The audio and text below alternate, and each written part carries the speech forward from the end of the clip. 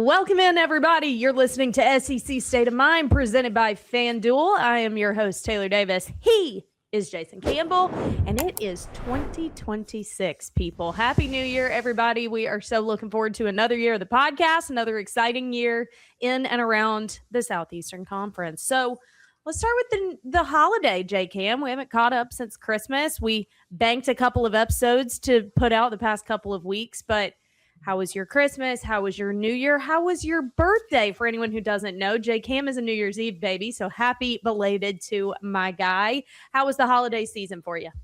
Well, I tell you what, it was really good. I got a chance to spend some time with family. They came in town. Of course, a lot of my holidays was wrapped up with transfer portal and roster retainment Yeah. and helping Auburn. So a lot of 8:30 a.m. to midnight calls. Not really getting a chance to really enjoy the holidays for real, but got a chance to take the day off for Christmas and spend it with my family. And also my birthday, I worked all the way up to about 8 p.m. Come on. I shut my phone off just to enjoy my birthday.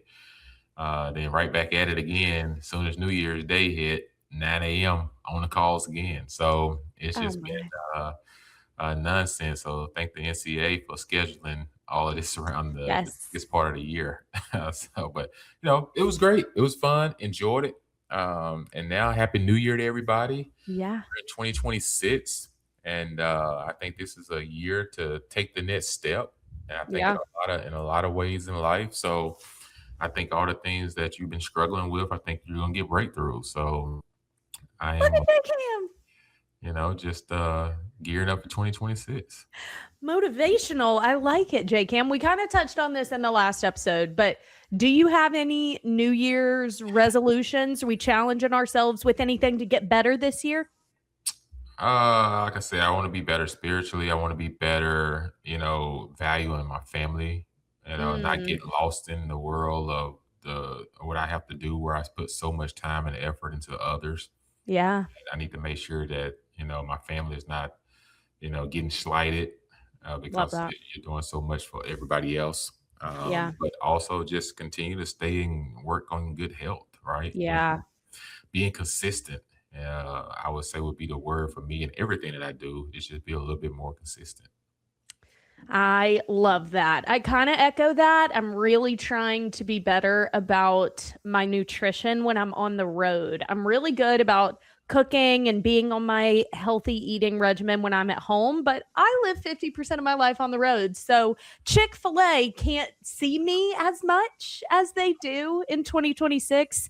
And I would also like to read more because your girl reads her Bible and stats for sports. And I would like to expand that a little bit. So that's a couple things that I am trying to do this year to try and get better. And look, it is hard to find people who are good at what they do, who are driven, who are always trying to get better. And it is definitely like that if you are hiring. So how you can find the best people for all the different roles that you need, people always trying to get better on your team, we've got the answer for you, and that is ZipRecruiter. And right now you can try it for free at ziprecruiter.com/audio. All right, let's talk about what the heck has been going on. I used to use ZipRecruiter when I first stopped playing ball. I had became part ownership of a business where we used to do government contracting, and we had to go out and hire people to send to businesses and everything to get people opportunity for jobs. And we used ZipRecruiter. That was my number one sources when I was doing the recruiting part of it. So how about that? Yeah. So I did that for a little while. And I think a lot of people still think I do it. I don't. People still look at my emails like, hey, Jason trying to look for a job here. Can you help me? And I was just like, guys, I've moved on. Yeah, I bought myself out of the business a couple of years ago. Like I no longer are a part of hiring anymore. The many, many, many roles of Jason Campbell. You never know what he's up to, but ZipRecruiter, very reliable. Make sure you check it out if you're looking to hire for any of your needs, any of your business needs. Real quickly, before we get into the news, I do have a bit of a show and tell. If you aren't watching on YouTube, you are not going to understand the lore of this. And Auburn fans, you're going to appreciate this as well. Everyone else, you probably won't. But I got a sick Christmas present from my brother-in-law. Shout out to Alan, who gave me this out of the kindness of his heart, because I have been on the hunt for vintage Auburn apparel. And I live in Nashville, and there are a lot of vintage stores around here, and I go in them all the time hunting for Auburn stuff. Mm. And all I find is like Tennessee, obviously Vanderbilt now, even Bama. Auburn stuff is very hard to come by. And I have specifically wanted a vintage bomber jacket. And let me tell you, my guy came through. Look at this, people. Nice. Like, Are you kidding me? You can't find that anywhere. The whole thing is suede. It's got the AU on the front, the big freaking logo on the back, the piping on the collar and the sleeves.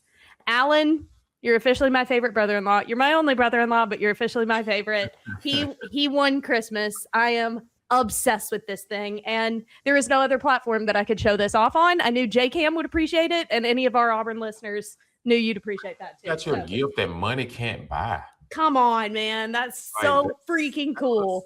That's awesome. You know, I'm obsessed. I'm obsessed.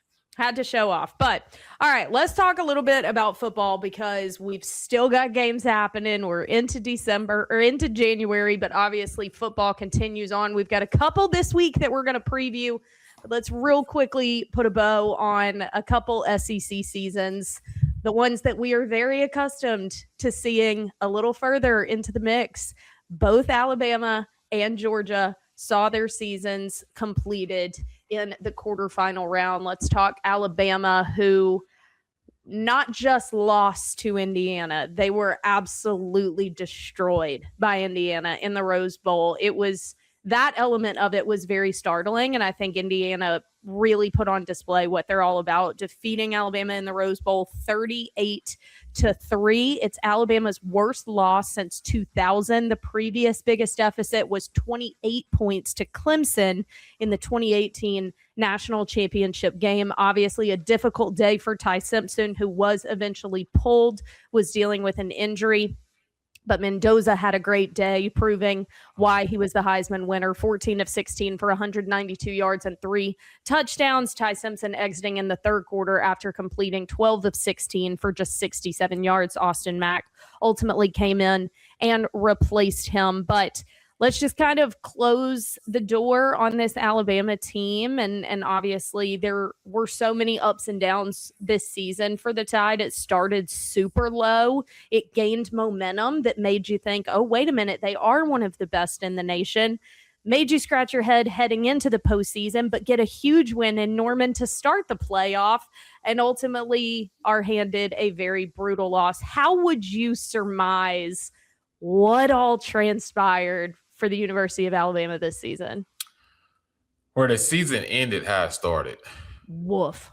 That's the biggest thing, right? Like, after the Florida State game, they went on a run. You saw vast improvement, but then all of a sudden they got to the back end of their schedule and they struggled. Right? They kind of limped into the playoffs, and then got a big win in Oklahoma in the first week in the playoffs, and all of a sudden, you know, you run up against the Indiana team who's tough. They're playing football at a high level, and it kind of shows you your weaknesses, right? Mm-hmm. And I think for Alabama going to this offseason, you got to get back to running the football. Mm-hmm. You cannot be a good team at Alabama if it doesn't have running the football involved. Totally. And how do they do that? Because, you know, the coordinator, when he was at Washington, the year they went to the championship, I think they only averaged 120-some yards rushing per game then. So it's not like there was a big rush team, even when Penix was quarterbacking. Yep.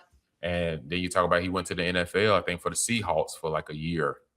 And I think they finished towards the bottom 4 of the league in total in offense as far as running the ball then.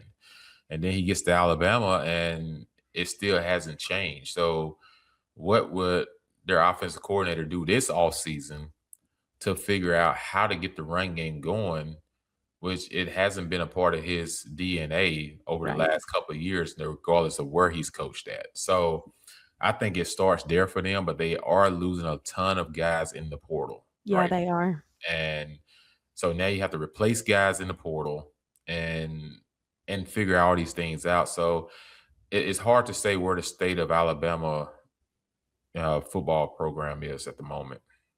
I agree with you, and honestly, it's a difficult position to be in because the second a program like that seems like they're losing momentum, all Mhm. bets are off because that's not a place that they are accustomed to being in. And there is a lot of pressure on Kalen DeBoer. There is a lot of expectation year in and year out. And I did want to get your take on Ty Simpson because obviously he was not healthy down the stretch, and they were pointing to a hit in the game, but I mean it doesn't seem like he's been healthy for a while, and you end your season that way and weren't necessarily showcasing your best. Yeah. So I had been told toward the end of season that he was going to declare for the draft, and he already had set up where he'll be training in the off season, and that was kind of being discussed. And then after that game, that noise quieted and it shifted to this guy actually could benefit from another year in college ball, but may not be staying in Tuscaloosa. There's been talk about,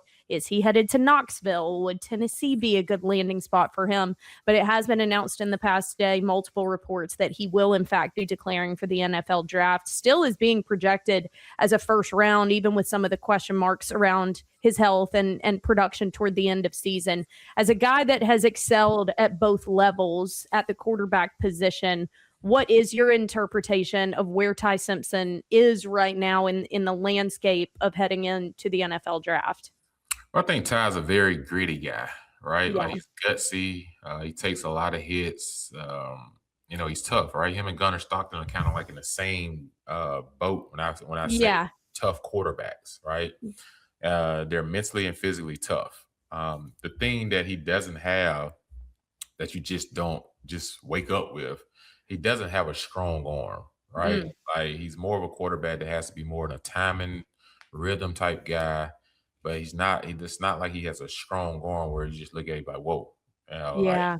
so he's more of like a Matt Jones type guy to me. He Hmm. gets to the right system, like a Shanahan system, and know how to utilize his quarterbacks where things consist of timing, precision, and everything. You saw how Yeah. Mac Jones' career has kind of elevated since he's left the Patriots and went to the 49ers. Yep. So he typically need to be in a system similar like that at the next level. Okay. And maybe that's a Indianapolis Colts, Yeah. system. But Riley Leonard had a good game his last showing against the Houston Texans, right? Who has Yeah. a really good defense, best defense in pro football. So did Riley give himself a chance to earn a chance to be the starter for the Colts next year, or do the Colts say we still go draft the guy and they Yeah. compete for it? So that's on the table. True. But there are teams that will be vying. I think the reason he decided to come out is there's not a lot of quarterbacks going into this year's draft. It's true. At the beginning of the season, they said it's supposed to be the deepest quarterback draft in 10, 15 years. But now well, I guess since the class 2 years ago, but now that's Right. changed, right? Now you talk about Hmm. Nussmeier didn't have the year he's supposed to have. Was it Klubnik up at Clemson didn't have the Okay. year Yeah. he's supposed to have had. So there's guys that didn't really have those type of years. So who's he really competing against going into the thing? So I expect Mendoza to go pro, right? I Yeah. expect that. He hasn't said anything yet because he's still playing. I expect Dante Moore to go pro, Hmm. and then probably now Ty Simpson, right? So he's looking if I come back, like I may have more competition next year than I do this year. It's very true. Shamlis may get another year. Yeah. I kind of wonder should Shamlis just come out this year because it's hard to have a season that he's just had the way he's had it this year, and people only had 1 year of film on you at Power Four. You come back next year, you're not with Lane, you're not with Charlie Weiss, and Yeah. you're with a different coordinator, and you can only, to me, hurt your stock. But Really? I because it's if you're going to duplicate that kind of season, then it needs to be consistent with your coordinator and your play caller. Sure. Yeah. Now Lacey coming back helps him, right? Very much so. Helps him. Pete Golden is a defensive coach, but Right. you're two offensive minds to LSU. So Do you risk coming back? Yes, he's gonna get paid a lot of money, right? So I get it. He doesn't know where he's gonna get situated in the draft, so he's gonna get paid a lot of money. So it makes sense for him to want to come back, right? Right. Because he doesn't know what the next level. But the quarterback position in the National Football League has changed. It's not just your big guy straight drop back ball out. It's more athletic.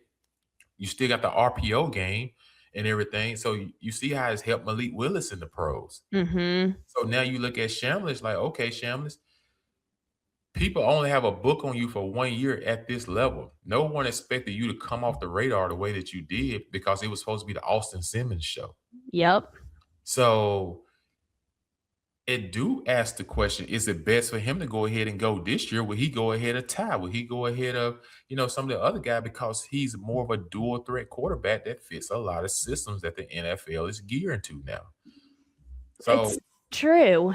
The Trinidad Chambliss one is interesting. I was just pulling up his social media to make sure I had read it correctly because he did release a statement 2 days ago that the process is still ongoing. He obviously has submitted a waiver to the NCAA and is waiting on the final word for that eligibility piece. But his statement essentially confirmed that if approved, he's staying in Oxford. And obviously, we all know how quickly these things change. Jason knows it better than anybody working in the NIL space and all of it. But I think because of what they're doing this year and the Quan Lacey piece, him agreeing to stay in Oxford as well, I think is a big part of it. I feel like the Lane thing really it can do one of two things when your head coach disperses. You can see everyone view it as a time to go their separate ways, do something different, try something new, or it can actually galvanize an entire group to say, fine, we'll do it without you, kind of thing. And it seems like that's what's happened for this Ole Miss team. I don't think it stops at this year's playoff run. I really think that they are so behind Pete Golding and they are so driven to prove that Ole Miss isn't a stepping stone to a better place. Like it can be a destination for athletes, coaches, fans, you name it. And I think that because Trinidad's opportunity came here, I think he genuinely does feel the tie to it. And I will eat my words like a bowl of cereal if this guy ends up hitting the transfer portal and making me look dumb because they all be doing that, But I actually really believe that he feels that loyalty and he would want to stay if the NCAA grants him that opportunity. But I think you really do present a good point because the offense is going to be the part that changes next year. As much as you don't want to acknowledge it, without Charlie Weiss Jr.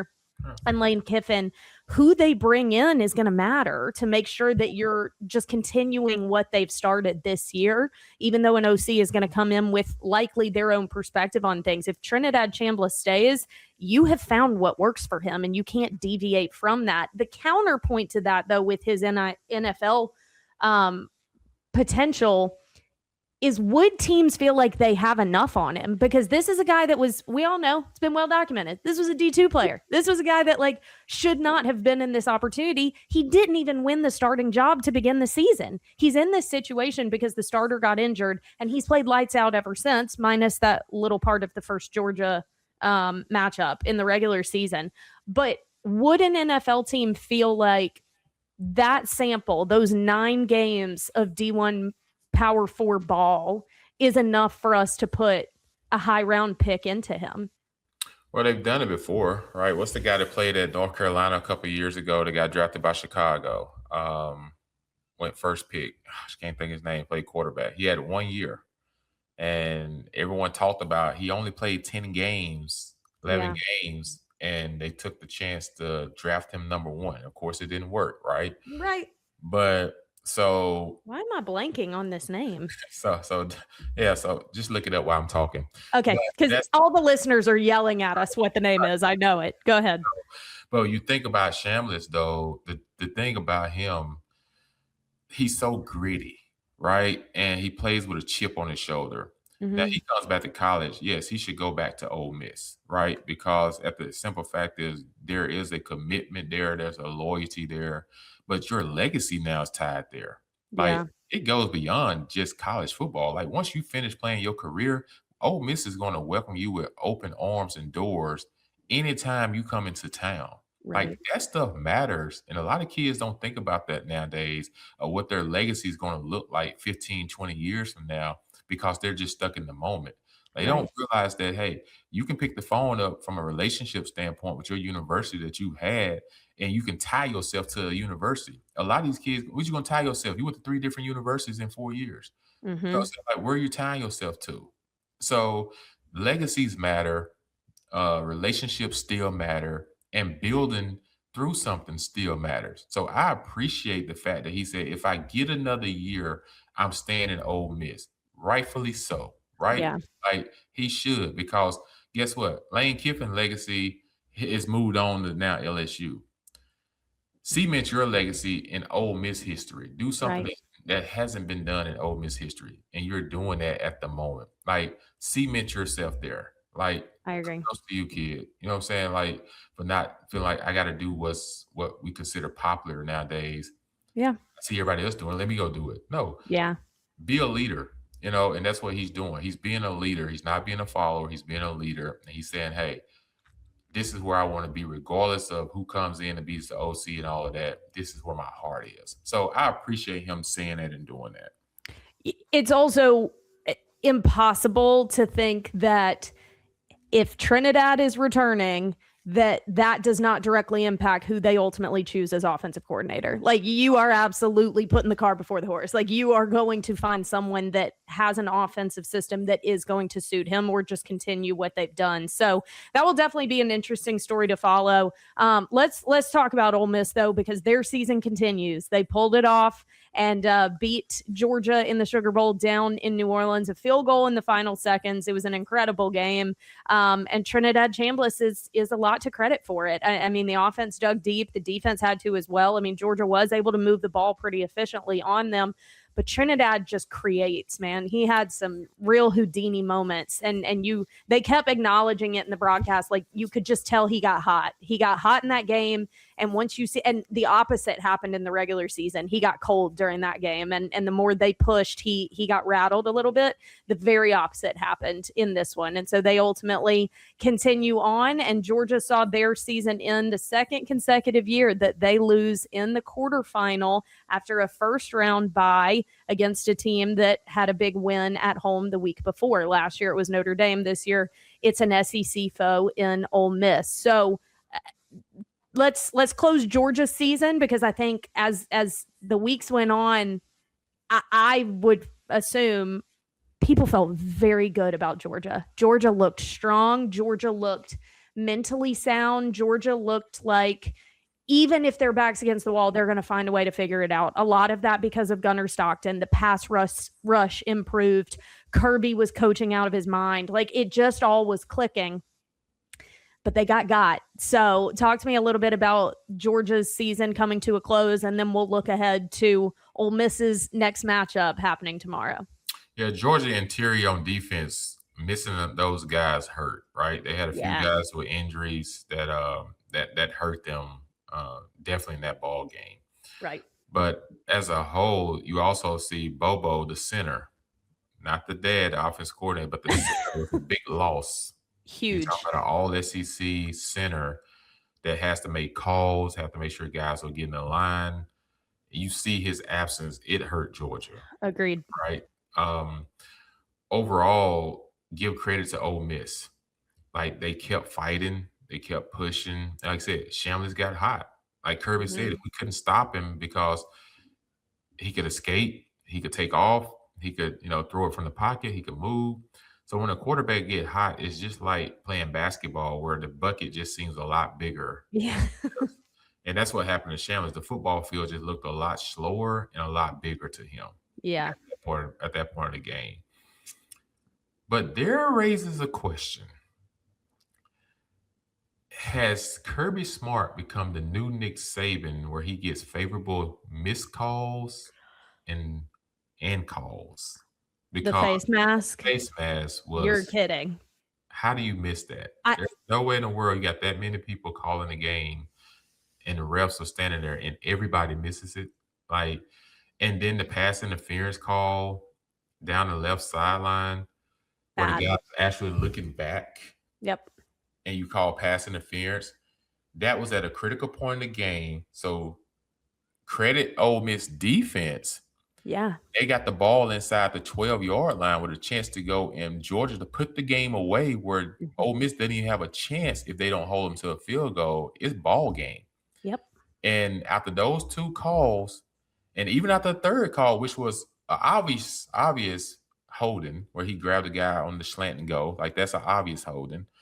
And they got a new set of downs, but they held them to a field goal. Huge. That's what won the ball game for Ole Miss It's a was great they point. because at that point it's game over if they Yeah. give any touchdown, and the defense held that and gave them the opportunity. So Georgia, like I said, I thought Georgia was. If you ask anybody on Georgia's staff or anything, it was a unique team, but they probably got too much credit for being really good Hmm. and not really as good as some of the Georgia teams that they've had over the last couple of years, That's fair. and everything. So I know they got a lot of credit because they won some tough games, but I don't think their team this year was as good as the last couple of years. Okay. Well, that would make sense. And also, woo, this is going to open a can of worms. What we're quantifying as good this year, now that postseason has been in play, I'm questioning a little bit. I think even what I was saying very boldly on our last episode about Alabama's strength of schedule being 6th in the nation and Indiana's being 28th. So could Indiana possibly be as dominant? And they were. And I think you've seen it across bowl season, and everyone's got their opinions on who actually comes to play in bowl game. Y'all, I was sidelined for the Vanderbilt game. Vanderbilt, Iowa. Okay. Big Ten SEC. Vanderbilt was a team that was with their entire chest and every dollar for marketing campaigning to be a playoff team. They had one opt-out in Eli Stowers, who is a big miss. Don't get me wrong. He's incredible. I mean, he's the Mackey Award winner, Campbell Trophy Award winner. He's everything. But you had one opt-out, and Iowa was in command of the entire game. Iowa was more physical. They were more efficient. They looked like a more well-oiled machine than Vanderbilt did. And they took the Pavia scramble ability away from it. They were better at the line of scrimmage. My perspective started to shift a little bit. And I started to wonder, where was the depth actually? Because I don't get to see the Big Ten up in person. It's the one conference that the ESPN rights don't apply to. I'm inundated with SEC ball, and this bowl season did make you question some things. So Georgia's best wins or great wins, how much was that actually a nod to them versus maybe some of the opponent questions that we didn't talk about enough? I do want to get into that here in a second, but let's go ahead and put a bow on Ole Miss here too, because obviously they've got a huge game, the biggest in their history. Since the playoffs started, every game is the biggest in Ole Miss history, and this one certainly is. Miami just continuing to prove naysayers wrong, myself included. I did not think that they were this strong, but they've done well when their opportunity was granted to them, and they will face Ole Miss. Our friends at FanDuel do have Miami favored 3.5, over under 51.5. But you got to expect it's once again going to be a lot on the quarterbacks. We have talked a lot about Carson Beck protecting the football, the need for him to do that for Miami to be effective. He has had 10 interceptions on the year. 6 of those were in their 2 losses to Louisville and SMU. So when he is a little sloppy with ball protection and mismanagement, Miami really struggles. But you also look at the defensive side of the ball when you look at Miami. You can't not. Arguably, you talk about them first because that defensive front is ridiculous. They continue to prove so. However, they lean a lot on those front 4, Jay. They're not swapping a ton. Like I'm sure they do have depth, but it's not generational depth like those front 4. And so you're leaning on these guys a lot. And Ole Miss comes in with a very up-tempo offense, and you know they're going to lean on that to try and wear down that Miami defensive front. That's going to be a huge storyline of this whole thing. Carson Beck also does have some history with Ole Miss, obviously, and will hope to get revenge. The last time he faced the Rebels was obviously playing for Georgia, and he had a terrible day. He went 20 of 31 for 186 yards, no touchdown, and an interception in the Dogs' 28-10 loss. So Pete Golding is also used to defending Carson Beck, knows some tendencies. Obviously, it's a year ago, and he's in a different system now, and he's got some studs to help him on the ground as well in Malachi Tony. This one's interesting, and obviously it's why FanDuel is basically saying flip a coin in this one. This is a very close matchup, and I think has a lot of people scratching their heads a little bit about where to lean. So give me your take on this one, and obviously we're an SEC podcast, so what does Ole Miss need to do to try and take advantage of this moment and end up in their first ever national championship? Miami 3.5 points in this one, over under 51.5.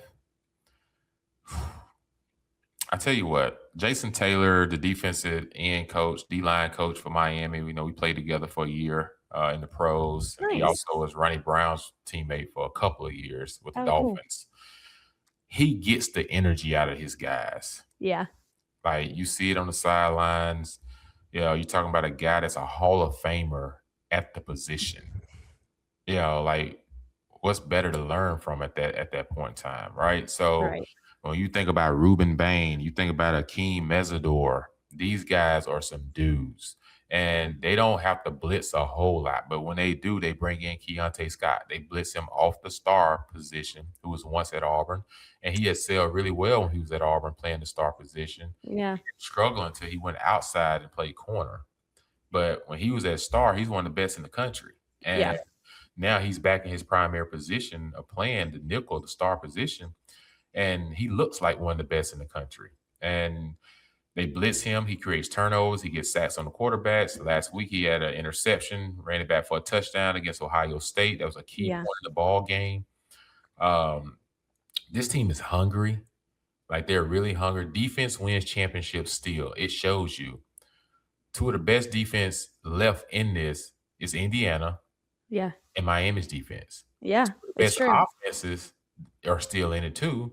When you talk about Oregon, you talk about Ole Miss.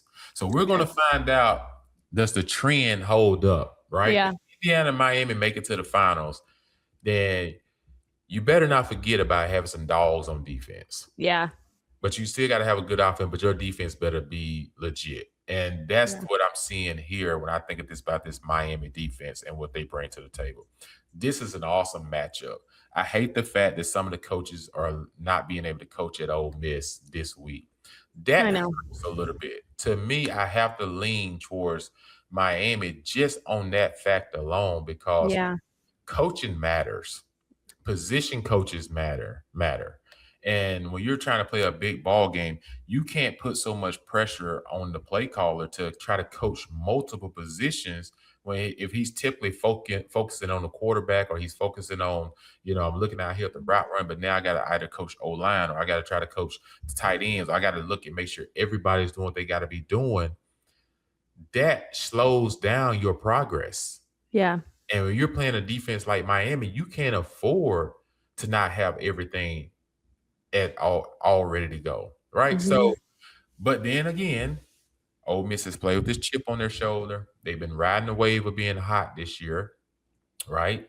Yeah. And it's no different in this ball game. But early in the ball game, Ole Miss offense has got to neutralize Miami's front four. If you don't neutralize Miami front four, what they're going to try to do is not let Trinidad Shamblers outside. Mm-hmm. They're going to rush those guys. They'll run twists. They'll run all these different stunts up front. But to keep his rush lanes where he can't just run through, where he's going to have to stand in the pocket and try to make throws, and they're going to try to cave the pocket in on him, is what their game plan. Just go watch what they did to Texas A&M. Marcel Reed and Shamler are very similar at quarterback, right? Shamler is just a little bit more accurate than he is. But the ability is still similar. So you have to expect that style of defense. But the game is going to come down to which quarterback protects the football still. Yep. Who can run the ball better? You got two really good running backs. You got Fletcher at Miami. You got Keywan Lacey at Ole Miss. So which one can run the ball? Which team is going to lean more on the run? I think Ole Miss is going to try to run these big boys on defense from sideline to sideline. They're going to go fast, up tempo like they normally do, and they're going to try to get these guys tired so that Yeah, Miami can't sub. So they may not sub as much to give Miami time guys get off the field. They're going to try to get those guys tired up front by staying in certain personnel groups and making them have to see if they can keep pace and not get fresh. That's why I think the game is won. Is can Miami defense continue what they've been doing, but yeah, get some offense that's going to put pressure on them to make them can they keep pace and not get wore down? right. Ooh, I like it because another element that is pretty even is their special teams. Both of these kickers have performed in very big gut check moments. They have range, they have depth. Like there's just this one is pretty interesting. But obviously I'm hopeful for Ole Miss. I really am. I know Ole Miss fans want this one so bad and they just want to see that team defy the odds and end up in a national championship game. But Miami is a very tough draw. You know what? That's also challenging about this because I do think that had Georgia been elsewhere in the bracket, Yeah. they could have won some of these games. Like I think Ole Miss is a tough draw. I think Miami's a tough draw, but I do think that Georgia could have gotten a semifinal win had they been elsewhere, but coulda, shoulda, woulda. What the heck does that matter? All right. The other game that we will all be tuning in to watch on Friday night is Indiana, Oregon. Once again, a rematch. Indiana went to Oregon and got the win during the regular season at Outson Stadium. But this one is obviously for all the marbles. So, you know, the intensity has leveled up a little bit. Our friends over at FanDuel have Indiana favored 3.5, over under a little bit lower, 47.5, but odds are very similar to the other one. Everyone is just fully expectant that these are four of the best teams in the nation and may the best man win. And I think that's another element to this, Jay. It's like we were saying, Trinidad Chambliss got hot. Like Mhm. some days are your days and some days aren't. And when you get to a field like this is true in all sports. I mean, I see it in Omaha at the College World Series. Like Yeah. it's got to be your day in a game like this. And that goes back to the foundation that you started laying in freaking January with this team and was really built in the disgusting stuff with the summer workouts and just actually binding together as a team. These kinds of games are when you tap into that stuff because you have game prepped and practiced and film studied as much as you possibly can. Who has their day and who has built that team chemistry, continuity, coachability that comes to the surface in games like this. And I think that's why you see, you know, the lines being as close as they are and as similar in these, because these really do feel like who's going to show up and have the best day. And I do feel that way about this one. But the show that Indiana put on against Alabama, it is hard to pick against them at this point. But give me your take on this one real briefly. Oh man, rematches are so hard sometimes because you get a chance to, and they're fun in a way too because it shows Yeah. you who makes adjustments, right? But you just said the key to college football, and I hope everybody kind of heard it and it didn't go over their heads. And what I mean by that is you talked about how things started back in January as far as like continuity, standard chemistry. Two of the most expensive teams in college football, maybe three of the most, are at home. When you talk about Texas A&M, big money, right? Yep. Texas Tech couldn't even score a point in the playoff game. Probably the most money spent on any roster. Yes. Ohio State spends a lot of money. Yes. The Big Ten championship, lost to Miami. They first go around the playoffs. Mm-hmm. You can spend all the money you want to spend, and this is at any level, pro, college. It does not guarantee you a championship Wow. because at the end of the day, you still have to have standard, you still have to have toughness, you still got to have grit, and you still got to have brotherhood, and you got to have determination. Yep. Money can buy you assets, but it cannot drive the engine. So you have got to understand that in college football, in the world of everything, and it'll be interesting to see how these things play out this year Yeah. as well. But biggest money spending teams doesn't guarantee you championships because at the Right. end of the day, if that's what the kid was chasing, all you got was the kid getting his bag. For sure. So you better make sure that whatever you're attaching to what your investment is invested between the ears and invested in the heart, that they still want to win and they got that brotherhood to fight for one another. Correct. That's why Miami's in this situation. That's why Indiana's in this situation. Trinidad Shamblers was not paid a whole bunch of money to go to Ole Miss this past year. Right. He wanted an opportunity. The opportunity he has taken advantage of, which is now going to reward him with a pretty good payday. Mm-hmm. So the money came after you took the opportunity first. It don't come when you take the money first and the opportunity because why? Let's look at Isaiah Bond, left Alabama, went to Texas Ooh. for more money, cost himself major draft stock. Yeah. Jordan Ott, All-American running back at Cal, goes to Jaden. Oklahoma for a little bit more money. Doesn't even play hardly this year. Now he probably don't even get drafted at the next level. You're right. But had these guys stayed where they was at, they'd have made a lot more money in time. But that's why I say never chase the bag, chase the opportunity, which produces the bag. Keontae Scott took the opportunity because he went to Houston, and then once Zach left and went to Miami, he followed him to Miami. He got Yeah. the opportunity. Now the opportunity has presented him now an opportunity to be a higher draft pick. So it keeps showing itself over and over. And I hope kids and parents and everybody start to watch this. Yeah. Look at these college coaches, cousin Signetti. When you think about him, right? At Yes. JMU, goes to Indiana. Mm-hmm. He didn't go to Indiana first and then go to JMU. He went to JMU. He took the opportunity to get a coaching job that's proved that he can coach. And then once it proved himself, he then got rewarded and went to the big leagues and got to Indiana. And then once he got to Indiana, he got the biggest payday that you can get.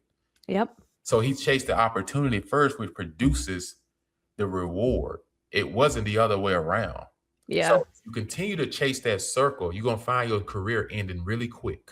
Mm-hmm. Continue to go the other way, your career will be a lot longer and you will have a lot more resources and you will reach your rewards a lot more. So when I think about this ball game, I just had to say that. But getting back to the game. Very well said. Clip it. Very well said. Getting back to the game. In the first matchup, I think Dante Moore was 21 like 34 for 186 yards, and I think he had a touchdown and 2 interceptions or something like that, right? And in that game, he had 2 interceptions back-to-back series. Mm. And that's kind of what hurt them in losing that ball game to Indiana the first time. Indiana's defense is really good, right? Well, Brian Haynes, the DC. Yes, that's what I was going to point out. He was sacked 6 times. Yeah. So Indiana's defense was really good. Yeah. So I'm Oregon in this ball game. You're a pass-happy football team, but you better run the football and establish a run in the game to neutralize the defensive front for Indiana. Yeah. So you have to do that if you're Oregon, and then take some pressure off Dante Moore to allow him to not just feel the rush because they have to respect the run game. Indiana in this ball game, they're going to try to apply pressure, but they're going to continue to do what they do. They run the ball really well. They're a well-balanced offense. They trust Mendoza to make the checks and different changes. He got hit early in the ball game last week against Alabama. It didn't phase him. They got to the sideline. They made a plan. They adjust. Games at this level, when you go and compete for a championship, is all about adjustments. Mm-hmm. Which team make the biggest adjustments and know how to make them quick enough is the teams that win. That's the reason I said Ole Miss, it scares me a little bit for them because you don't have enough coaches almost to be able to help you make all these adjustments fast enough. Yeah. And that's the difference. So in this ball game, I still got to go with Indiana. It's a reason they're ranked number 1. Yeah. Reason they're in the position they're in. And I'm not changing it until something shows me otherwise to change it. I agree. I mean, I went against them last week and I was proven to be an idiot for it, and I will wear that with pride.